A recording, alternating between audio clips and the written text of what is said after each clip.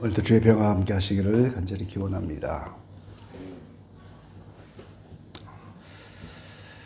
예수님의 일생을 크게 나누면 사생애와 공생애로 이렇게 나눌 수가 있겠습니다. 예수님에 대한 그 자세한 어린 시절의 사적이 나와 있지는 않지만 누가복음 2장 52절에 보면 예수는 그 지혜와 그 기가 자라가며 하나님과 사람에게 더 사랑스러워 가더라. 이 어린 시절에 키가 자라는 것처럼 지혜도 자라고 하나님과 사람들에게 사랑스러워 가더라. 그런 말씀이 있고 12살에 성전에 가셨던 그런 말씀이 또 있죠.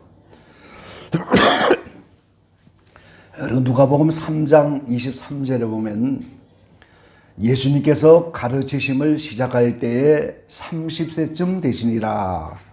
이 공생애를 시작하실 때가 바로 30세쯤 되셨다고 말씀합니다. 그래서 예수님은 공생애 30년, 또 공생애 3년 반, 사생애 30년 이런 생애를 사셨죠. 예수님이 공생애를 시작하시면서 여러 일정을 오늘 마태복음 중심으로 이렇게 살펴보면 3장 13절에 이때 예수께서 갈릴리로서 요단강에 이르러 요한에게 세례를 받으려 하신대.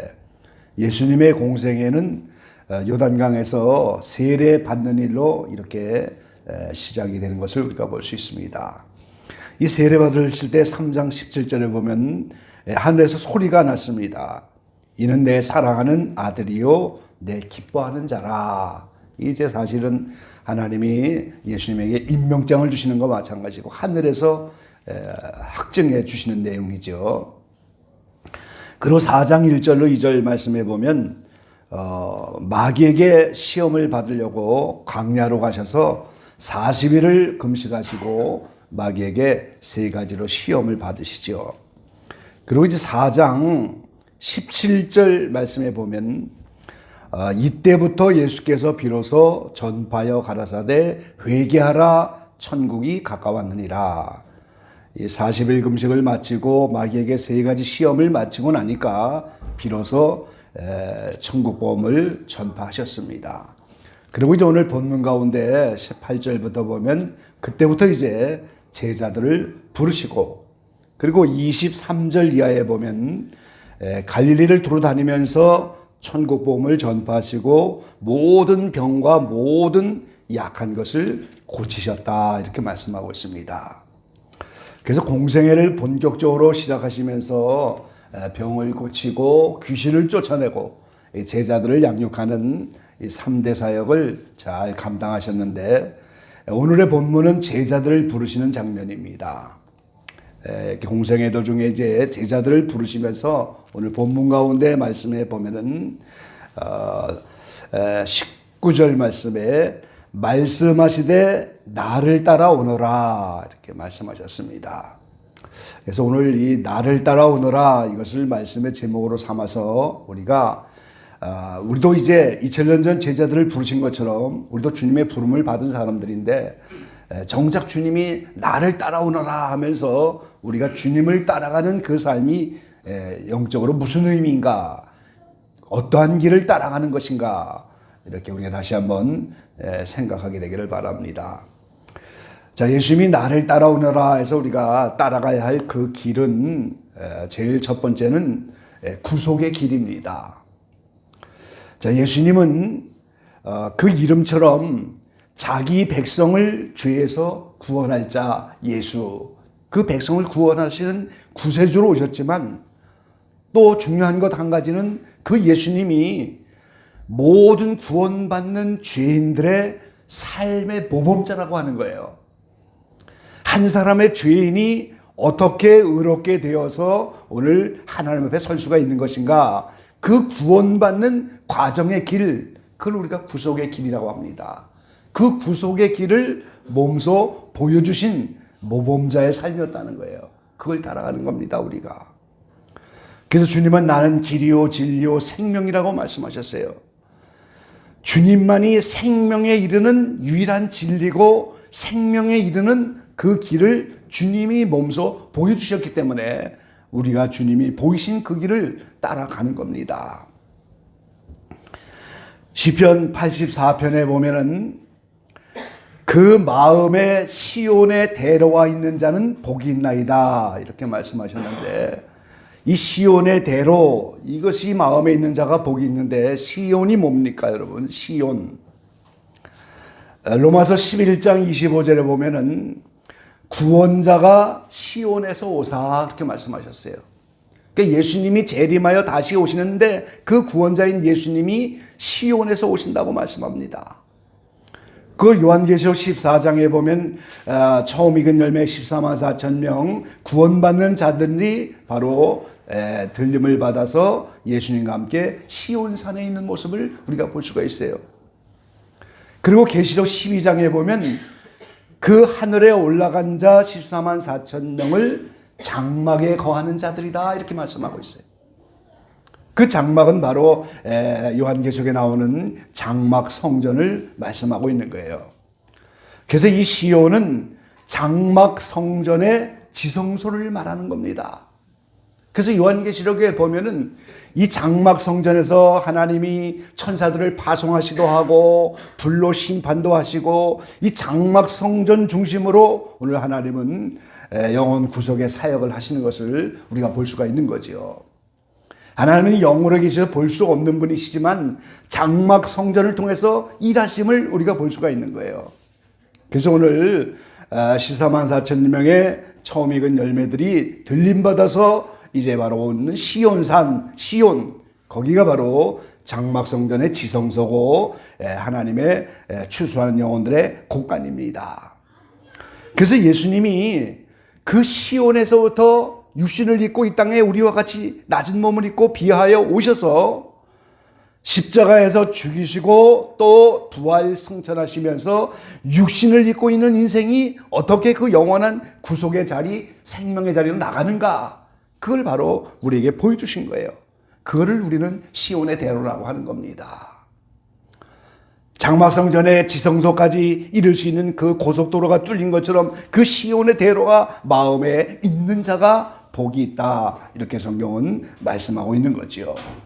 그래서 예수님은 아무 죄가 없으신 분이지만 죄인의 입장에서 한 사람의 죄인이 어떻게 의롭게 되어서 하나님 앞에 설 수가 있는지 그 모든 구속의 길, 이것을 하나님은 이스라엘 백성들을 통해서 보이신 바가 있잖아요.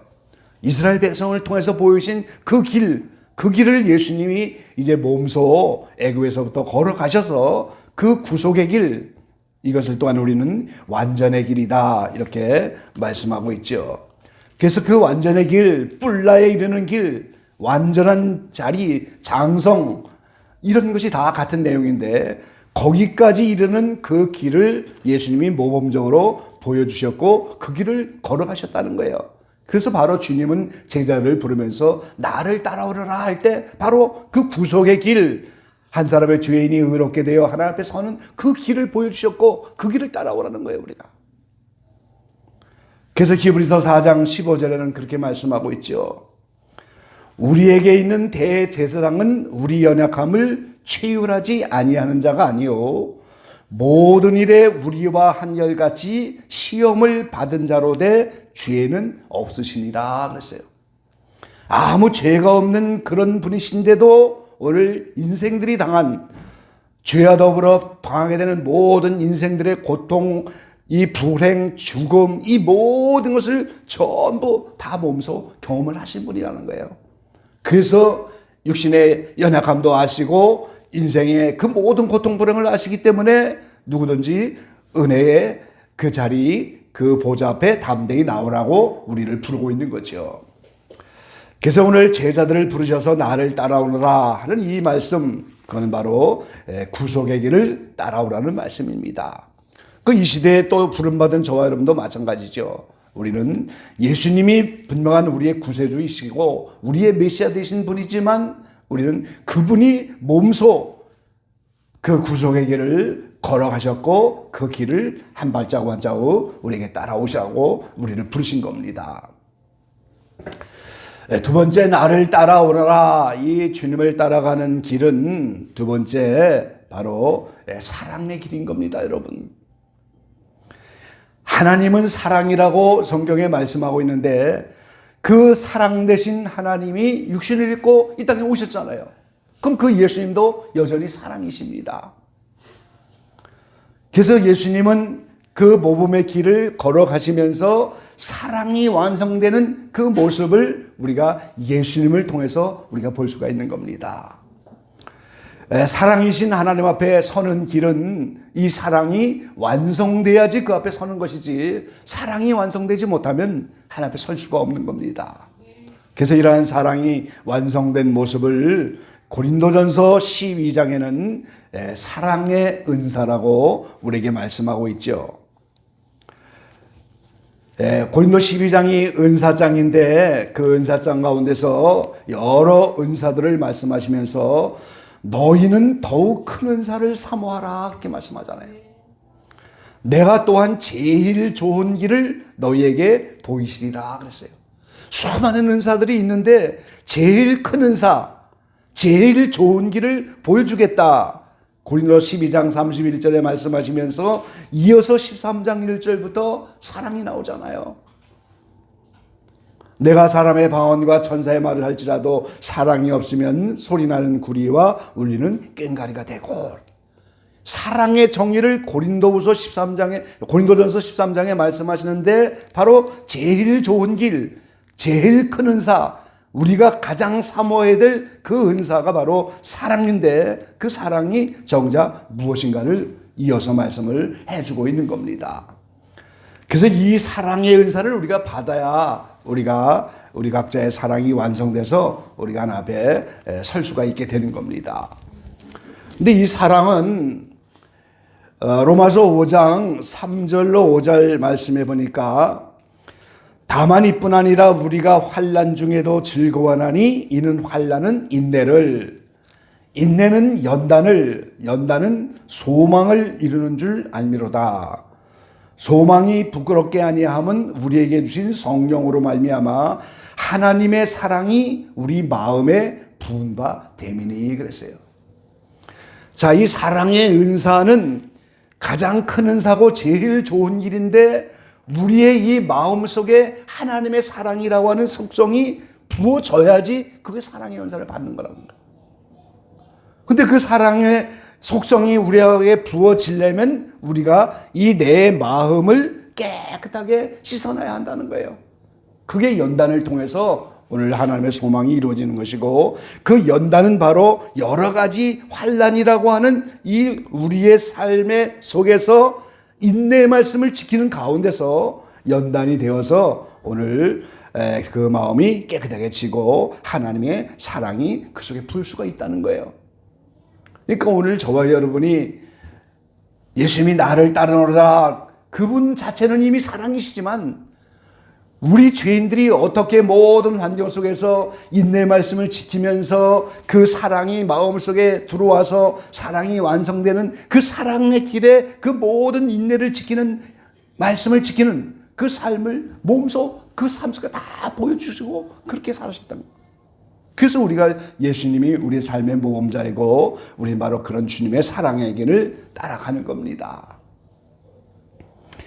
전에도 한번 말씀을 드렸습니다만 마리아 발도르타 책에 보면은 그 예수님의 행적을 짜집기 하듯이 자세히 말씀해 주셨는데, 이 공생의 도중에 어느 집에 가서 전도를 하는데 거기 목수집이에요.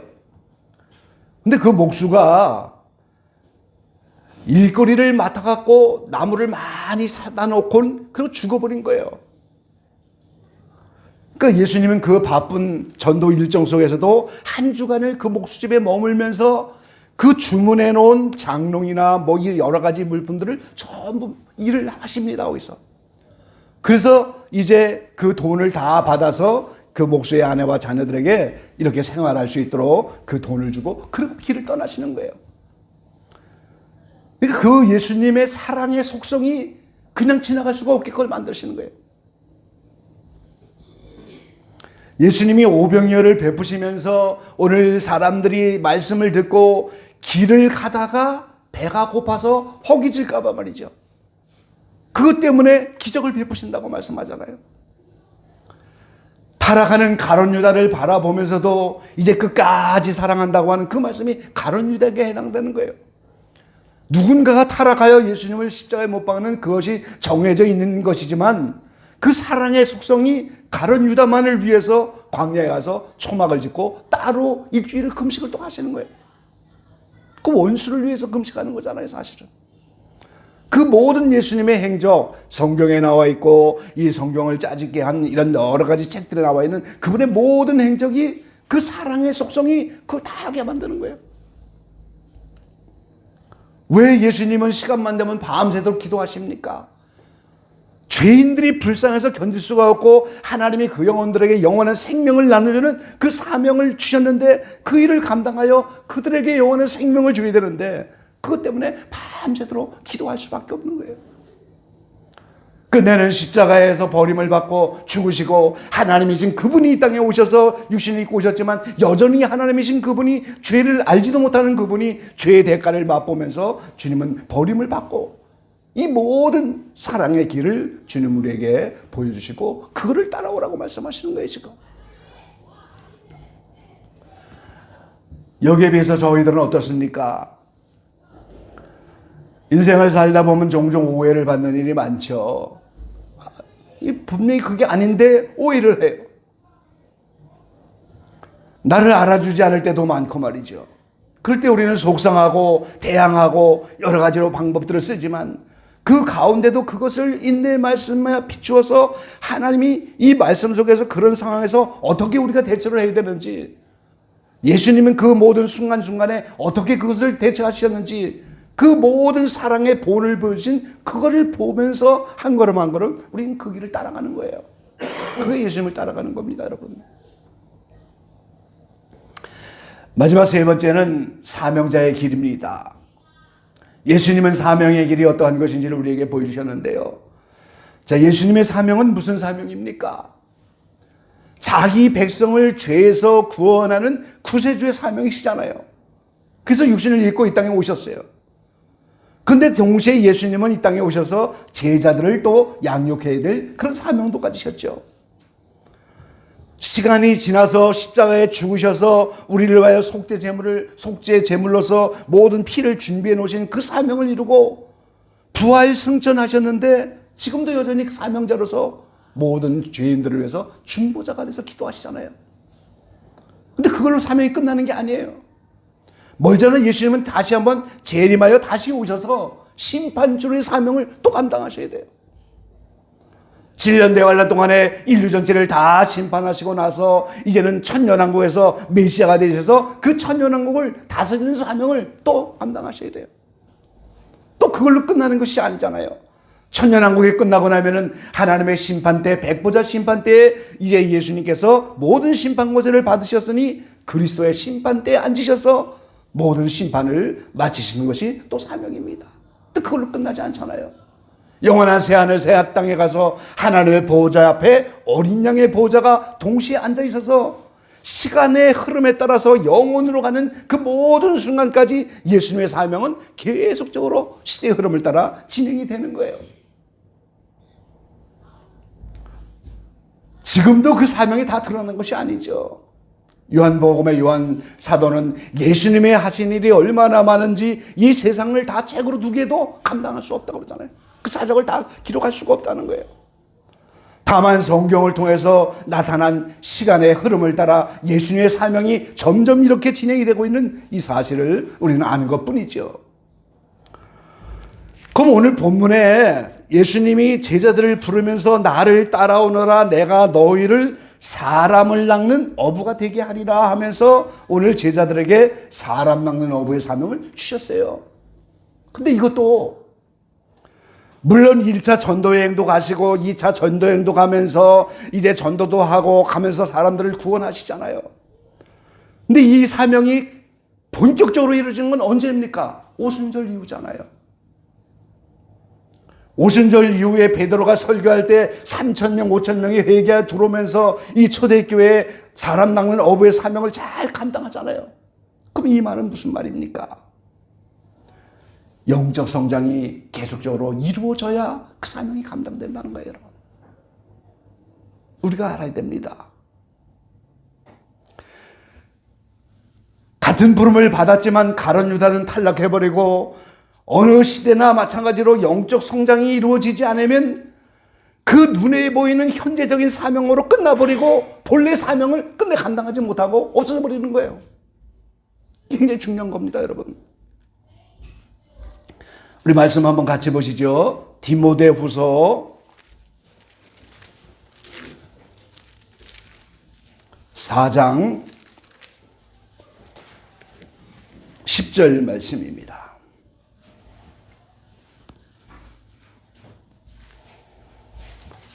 (4장 10절) 같이 읽어볼게요. 대만은 이 세상을 사랑하여 나를 버리고 데살로니가로 갔고, 그레스게는 갈라디아로, 디도는 달마디아로 갔고, 누가만 나와 함께 있느니라. 자, 이 바울의 제자들이 많이 있었지만 대만은 이 세상을 사랑하여 이 바울을 버리고 다 가버렸어요. 이런 제자들이 한둘이 아니잖아요, 성경에 지금. 그러니까 오늘 예수님이 12 제자를 부르셔서 사람 낚는 업으로 세우시고 또 70인을 따로 불렀습니다. 성경에 자세히 없지만 70인을 불렀어요. 그리고 2000년 시대 지금까지 계속해서 사명자들을 부르셔서 양육을 하는데, 누구든지 성장이 멈춰버리면 사명도 그 자리에서 멈춰버리는 거예요. 현재 내가 하고 있는 것이 사명으로만 알고 그걸 끝나버리고 마는 거예요. 근데 예수님처럼 시간이 지날수록 점점 사명이 새롭게 드러나서 영원한 새하늘 새 땅까지 예수님의 사명은 계속적으로 이어지는 것처럼 오늘 저와 여러분도 현재 내 모습의 사명으로 끝나는 것이 아니에요.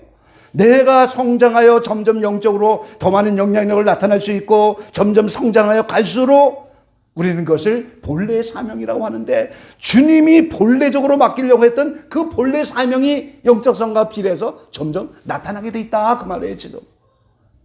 그래서 오늘 저와 여러분은 예수님처럼 선명하게 그 사명이 점차적으로 드러나도록 끊임없는 영적 성장들이 우리 가운데 이루어져야만 하는 겁니다. 그게 없으면 안진뱅이의 신앙이 되는 거고 첫사랑을 잃어버린 것이고 이제 사람들에게 영적인 영향력을 나타낼 수 없는 그런 사람으로 주저앉고 마는 겁니다. 그래서 점점 영적 성장에 비례해서 오늘 우리의 본래 사명을 드러내야 하는 거죠. 오늘 제자들은 부름을 받았을 때 배와 그물을 다 던져버리고 예수님을 따라갔다고 오늘 본문 가운데 20절에 말씀하고 있어요. 두 형제 베드로 안도를 이제 그물 던지는 것을 보고 불렀을 때 그물을 버려두고 예수를 쫓았다, 이렇게 말씀하여. 두 형제 세베대 아들 야고보와 형제 요한도 마찬가지로 배에서 그물 깁는 것을 보시는데 배와 부친을 버려두고 예수를 쫓았다 그랬어요. 지금 생계를 위한 이 모든 그물 배를 던져버리고 부친을 던져버리고, 이 말은 무슨 말이에요? 이 베드로도 분명히 장모의 열병 이야기가 나오는 걸 보면 분명히 이제 결혼한 사람인데 그걸 다 던져버리고 사명에 초점을 맞추는 그 삶으로 열심히 달려가고, 이제 예수님께 훈련받는 그것도 열심히 하니까 오순절에 이르러서 본래 사명이 드러난 거예요 지금. 그러니까 3,000명 5,000명이 회개하면서 본격적으로 사람 낚는 업으로서 사명을 감당하게 됐다, 그 말이에요. 오늘 이게 중요한 겁니다, 여러분. 자, 베드로와 안드레는 금을 던지는 이런 모습에서 부름 받은 것처럼 오늘 사람 낚는 업으로서 많은 영혼들을 구원하지요. 반면에 야고보와 요한은 금을 깁는 것을 보시고 부르셨다 그랬어요 지금. 이 어부 생활하는 분들은 알잖아요. 그물을 던지고 나면 반드시 그물을 기고 수리하고 깨끗하게 정리해놔야 다음에 또 그물을 던질 수가 있잖아요. 부르심이 달라요. 그러니까 초대교회 베드로는 많은 영혼들을 주님께로 불러들여서 초대교회를 세워가지만 요한은 끝까지 남아서 성경을 완성하면서 요한계시록까지 정리하면서 쓰고 있는 거예요. 그러니까 부르심이 약간 차이가 있는 거죠. 그러나 오늘 어떠한 부름을 받았든지 주님은 나를 따라오너라 해서 오늘 저와 여러분이 부름을 받았는데, 첫째는 구속의 길, 한 사람의 죄인이 의인이 되는 그 길, 익은 열매라고 하는 목표, 그 다음에 사랑의 완성을 향한 목표, 그리고 각자 영적 성장에 따라 나타나는 본래의 사명, 그것을 찾아서 우린 점점점 사명의 길을 따라서 예수님을 따라가는 것입니다. 여러분 각자의 부르심에 최대한 순복하면서 다시 한번 주님을 깊이 따라가시고 본래의 사명들을 잘 감당할 수 있도록 아름답게 성장되어가는 모든 지체들 다 되시기를 이 아침에 주의 이름으로 간절히 축원합니다. 기도하겠습니다. 아버지 감사합니다. 주님이 이 땅에 오셔서 12 제자를 양육하시고 70인의 전도대를 부르시고 교회 시대 이 끝에까지 수많은 사명자들을 부르셔서 지금까지 천국 건설의 사업을 이루어져 가십니다. 12사도가 가룟 유다는 탈락하여 버렸지만 끝까지 오순절까지 이르렀을 때 사람 낚는 어부의 사명을 감당하여 3,000명 5,000명 회개하여 초대교회를 든든히 세워갔고 지금까지 이렇게 부름받은 모든 제자들 통하여 주님의 구속의 사역이 이루어져 갑니다. 저희들이 이 마지막 때 부름을 받았는데 주님이 나를 따라오라는 그 말씀을 다시 한번 올바로 깨닫고 듣는 저희가 되기를 원합니다. 한 사람의 죄인이 어떻게 의로우신 하나님 앞에 설 것인지 그 구속의 길을 주님이 우리에게 몸소 보여주셨고 사랑이 없이는 그 앞에 설 수가 없어서 사랑의 길을 우리에게 보여주셨고 우리의 구세주인 동시에 삶의 모험자가 되셔서 주님 따라가는 삶이 어떠한 것인지를 우리에게 보여주신 그 본의 삶을 따라가기를 간절히 원합니다. 우리 각자를 부르셨지만 우리의 영적 성장에 따라 시간적인 흐름을 따라서 우리 각자의 본래 사명이 있을 터인데 그 본래 사명을 감당할 수 있도록 영적 성장에 낙오되는 심령이 하나도 없게 도와주시고 그 본래 사명을 꼭 찾아서 이루어서 오늘 주님의 부름에 합당한 자들로 아름답게 세워질 수 있는 우리 모두가 될 수 있도록 축복하여 주시옵소서. 예수님의 이름으로 감사하며 기도 올려옵나이다. 아멘.